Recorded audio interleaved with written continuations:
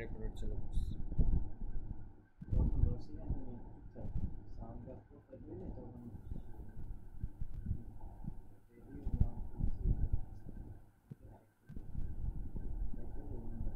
দশ সেকেন্ড হলে ইশারা দিও।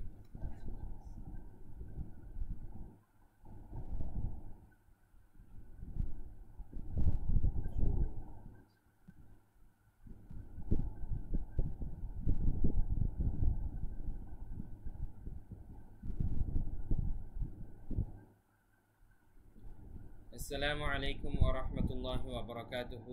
আলহামদুলিল্লাহ ওয়াসসালাতু ওয়াসসালামু আলা রাসূলিল্লাহ। প্রিয় শিক্ষার্থীবৃন্দ, আশা করি আল্লাহ তাআলার অশেষ রহমতে আপনারা সবাই অনেক ভালো আছেন। আমাদের পাঠ্যক্রমের ধারাবাহিকতা অনুযায়ী আজকে আমরা যে পাঠটি শিখব সেটি হচ্ছে মাদ। তো আমাদের পাঠ্যক্রমের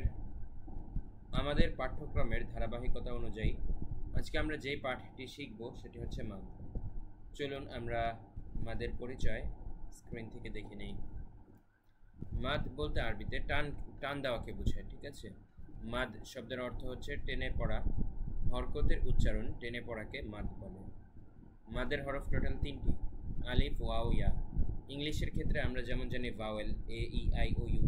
আরবির ক্ষেত্রে এই 3টি হচ্ছে ভাওয়েল, ঠিক আছে। আলিফ, ওয়াও এবং ইয়া ভাওয়েলের মতো। তো এই হরফগুলো বিশেষ কিছু ক্ষেত্রে টান দিয়ে পড়তে হয়।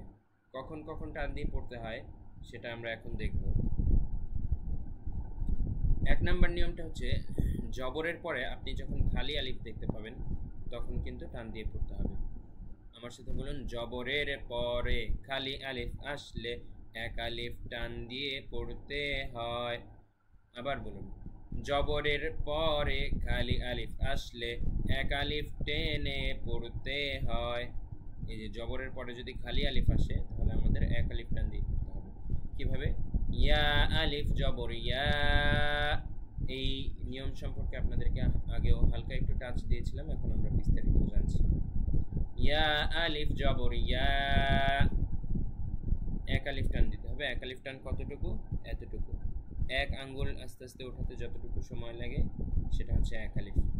ইয়া আলিফ জবর ইয়া।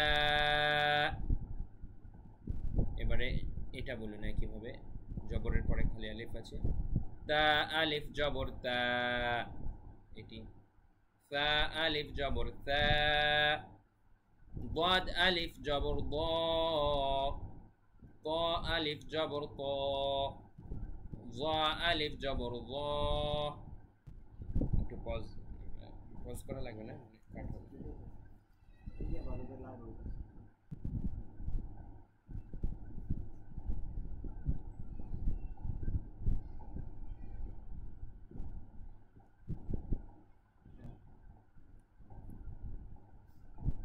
আশা করি আপনারা বুঝতে পেরেছেন যে জবরের পরে খালি আলিফ যখনই আমাদের আসবে, যেই কোনো হরফে যে কোনো অবস্থায় জবরের ঠিক পরেই যদি খালি আলিফ আসে আমরা এক আলিফ টান দিব। কি দিব?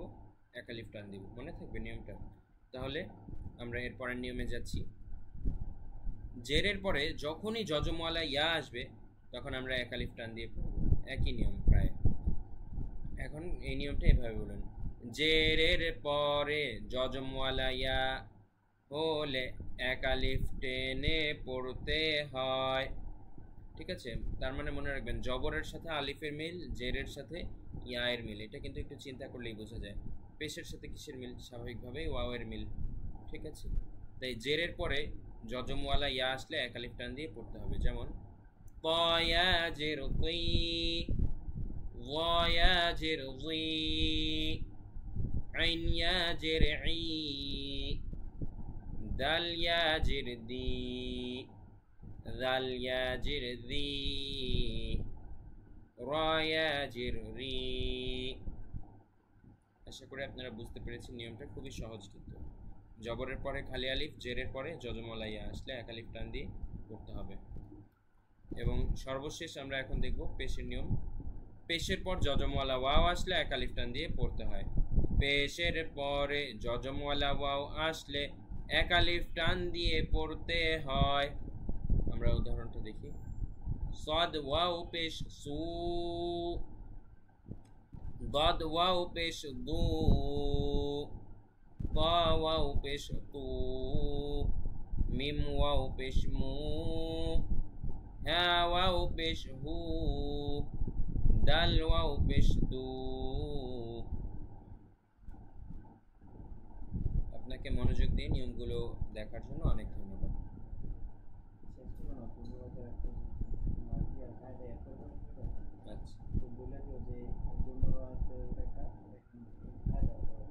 পজ করছে নাকি ভিডিও?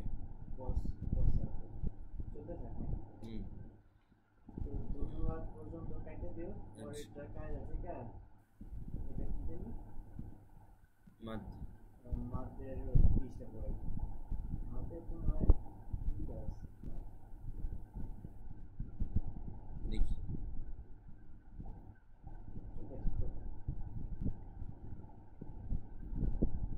ঠিক আছে।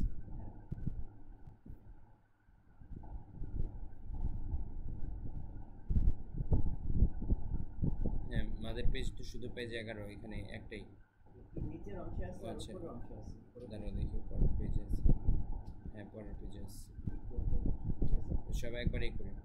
হ্যাঁ, এটা এই ভিডিওতে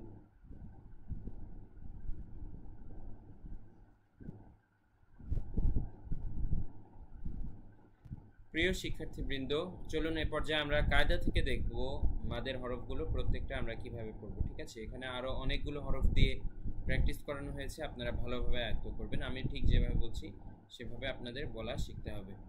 এটা হচ্ছে 11 নম্বর পৃষ্ঠার দ্বিতীয় অর্ধে। তো আমরা বলছি বা জবর দিলে শুধু নর্মালি হয় বা, আর বায়ের সাথে যখন একটা আলিফ থাকবে, খালি আলিফ, মানে জবরের সাথে যখন একটা খালি আলিফও এক্সট্রা থাকবে তখন এক আলিফ টান হবে। বা আলিফ জবর বা, তাহলে বা জবর বা, বা আলিফ জবর বা, তা জের তি, তা ইয়া জের তি, সেম নিয়ম একটু আগে যা শিখে এসেছি। তার নিচে জের থাকলে তি, আর জেরের পাশে যজমওয়ালা ইয়া থাকলে এক আলিফ টান। তা ইয়া জের তি, তা পেশ তু, তা ওয়াও পেশ তু, এটা বলুন। জিম জবর যা, হা, এটা বলুন। জিম জবর যা, জিম আলিফ জবর যা, হা জের হি, হা ইয়া জের হি, এটি বলুন। খ পেশ খু, খ ওয়াও পেশ খু, এটি বলুন। দাল জবর দা, দাল আলিফ জবর দা, দাল জের দি, দাল ইয়া জের দি, এটা বলুন। র পেশ রু, র, এটা বলুন। র পেশ রু, র ওয়াও পেশ রু, এটি বলুন। কাট হবে, এটি বলুন। যা জবর যা, যা আলিফ জবর যা, সিন জের সি, সিন ইয়া জের সি, শিন পেশু, শিন ওয়াও পেশু, শিন পেশু, শিন ওয়াও পেশু, এটি বলুন। صاد জবর স, صاد আলিফ জবর স, এটি বলুন। ضاد জের দি, ضاد ইয়া জের দি, এটি বলুন। ত পেশ তু, ত ওয়াও পেশ তু, এটা বলুন। ত পেশ তু, ত ওয়াও পেশ তু। এবারে পরের পেজে আরো কিছু আছে, সেগুলো আমরা প্র্যাকটিস করছি। দেখুন, জ জবর জ, জ আলিফ জবর জ, তারপরে বলুন। আইন জের ই, আইন ইয়া জের ই,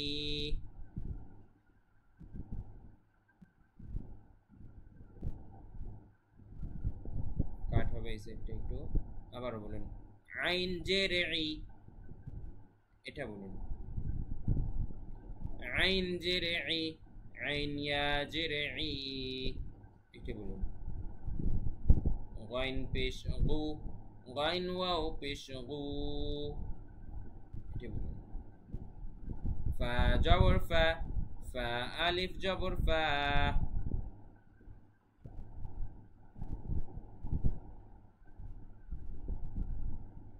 এটি বলুন। ফা জবর ফা, ফা আলিফ জবর ফা। কফ জের কি, কফ ইয়া জের কি। এবারে এটি বলুন। কাফ জের কু। এবারে এটি বলুন। এবারে এটি বলুন। কাফ পেশ কু, কাফ ওয়াও পেশ কু। এবারে এটি বলুন। লাম জবর লা, লাম আলিফ জবর লা। বুঝলাম না, হঠাৎ এত মাথা ব্যথা শুরু হলে কেন? চোখ বন্ধ হয়ে যাচ্ছে হঠাৎ হঠাৎ।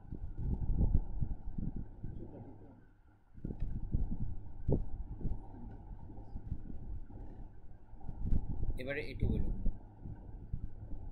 লাম আলিফ জবর লা। এটি বলুন। মিম জের মি। এবারে এটি বলুন। মিম ইয়া জের মি।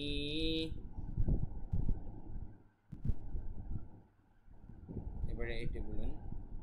নুন পেশ নু, নুন ওয়াও পেশ নু। এটি বলুন। ওয়াও জবর ওয়া, ওয়াও আলিফ জবর ওয়া। এবার এটি বলুন। হা জের হি, হা ইয়া জের হি।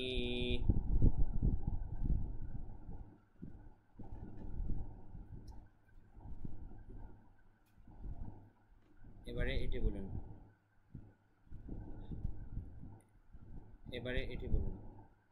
হা জের হি, হা ইয়া জের হি। এবারে এটি বলুন। হামজা পেশ উ, হামজা ওয়াও পেশ উ। এবারে এটি বলুন। ইয়া জবর ইয়া, ইয়া আলিফ জবর ইয়া। এটি বলুন। হামজা জের ই, হামজা জের ই, হামজা ইয়া জের ই। এবারে এটি বলুন। জিম জের জি, জিম ইয়া। এবারে এটি বলুন। জিম পেশ জু, জিম ওয়াও পেশ জু। সেভ দেব? হ্যাঁ,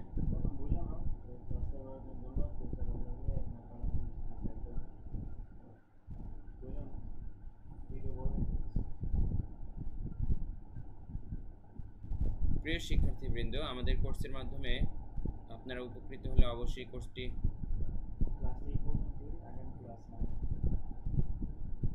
প্রিয় শিক্ষার্থীবৃন্দ, আজকের ক্লাসটি আমাদের এই পর্যন্তই থাকবে। আজকের ক্লাসে আমরা শিখতে পারলাম যজম আমরা সব শব্দের সাথে মিলিয়ে কিভাবে উচ্চারণ করতে পারবো। প্রিয় শিক্ষার্থীবৃন্দ, আজকের ক্লাসটি আমাদের এই পর্যন্ত থাকবে। কি কথা পেঁচিয়ে যাচ্ছে আমার, কাট হবে এগুলা সব। প্রিয় শিক্ষার্থীবৃন্দ, আজকের ক্লাসে আমরা শিখতে পারলাম কিভাবে আমরা জবরের বাম পাশে খালি আলিফ আসলে টান দিব, জেরের বাম পাশে যজমওয়ালা ইয়া আসলে টান দিব, পেশের বাম পাশে যজমওয়ালা ওয়াও আসলে আমরা টান দিব। সেই টানের নিয়মগুলো আমরা শিখলাম। যদি শুধু একটা জবর থাকে তাহলে কোনো টান হবে না, শুধু জের থাকলে টান হবে না, শুধু পেশ থাকলে টান হবে না। টানটা কখন হবে? যখন জবরের পরে আসবে খালি আলিফ, জেরের পরে আসবে যজমওয়ালা ইয়া এবং পেশের পরে আসবে যজমওয়ালা ওয়াও। এই নিয়মটাই আমরা এতক্ষণ প্রয়োগ দেখালাম। আপনারা আরও দুই একবার প্রয়োজনে ভিডিওটা দেখে নিয়মটা ভালো মতো রপ্ত করলে, ব্রেইনে ভালো মতো সেটেল হলে তারপরেই পরবর্তী ভিডিওতে আগাবেন। পরবর্তী ভিডিওতে আমরা নতুন একটি চিহ্ন নিয়ে আসবো ইনশাআল্লাহ। আমাদের কোর্সটি আপনাদের কাছে ভালো লাগলে আপনারা অবশ্যই আপনাদের পরিচিতজনদের মাঝেও শেয়ার করবেন। সবাইকে অনেক ধন্যবাদ জানিয়ে শেষ করছি। ওয়ামা তৌফিক ইল্লা বিল্লাহ। আসসালামু আলাইকুম ওয়া রাহমাতুল্লাহ।